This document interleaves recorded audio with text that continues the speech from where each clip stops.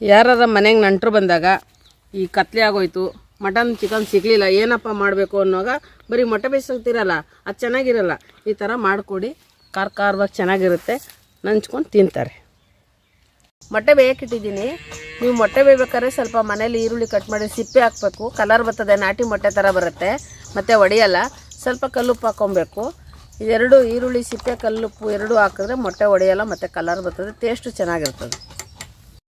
ಮೊಟ್ಟೆ ಬೆಂದಿದೆ, ಕಲರ್ ಬಂದವೆ, ಈಗ ತಗೊಂಡು ಇಟ್ಕೊಳ್ಳೋಣ.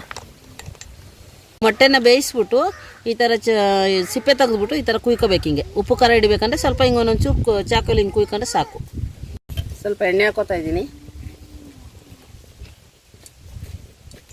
ಎಣ್ಣೆ ಹಾಕಿದ್ದೀನಿ, ಎಣ್ಣೆ ಕಾದಿದೆ. ಒಂದೊಂದೇ ಮೊಟ್ಟೆ ಹಾಕೋಬೇಕು.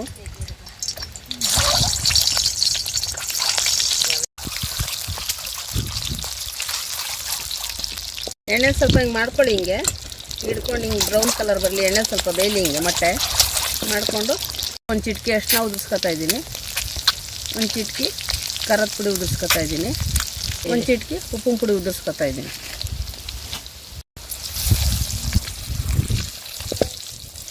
ಏನು ಜಾಸ್ತಿ ಬೇಕಾಗಿಲ್ಲ, ಸುಮ್ಮನೆ ಹಂಗೆ ಬೇಯಿಸ್ಬಿಟ್ಟು ತಿನ್ನೋ ಬದಲು ನೋಡಿ ಥರ ಹಿಂಗೆ ಎಣ್ಣೆ ಹಾಕ್ಬಿಟ್ಟು ಸ್ವಲ್ಪ ಒಂಚೂರು ಖಾರದ ಪುಡಿ, ಒಂಚೂರು ಉಪ್ಪಿನ ಪುಡಿ, ಒಂದು ಚಿಟಕಿ ಅರಿಶಿನ ಹಿಂಗೆ ಹಾಕ್ಕೊಂಡು ಎಣ್ಣೆಲಿ ಫ್ರೈ ಮಾಡ್ಕೊಂಡು ತಿಂದರೆ ತುಂಬ ಟೇಸ್ಟಿಯಾಗೂ ಇರ್ತದೆ. ಸ್ವಲ್ಪ ಗ್ಯಾಸ್ಟ್ರಿಕ್ಕು ಆಗೋಲ್ಲ, ಅಷ್ಟು ಟೇಸ್ಟ್ ಚೆನ್ನಾಗಿರುತ್ತೆ ತಿನ್ನೋಕ್ಕೆ. ಬರೀ ಮೊಟ್ಟೆ ತಿಂದರೆ ಸಪ್ಪೆ ಹೊಡಿತದೆ.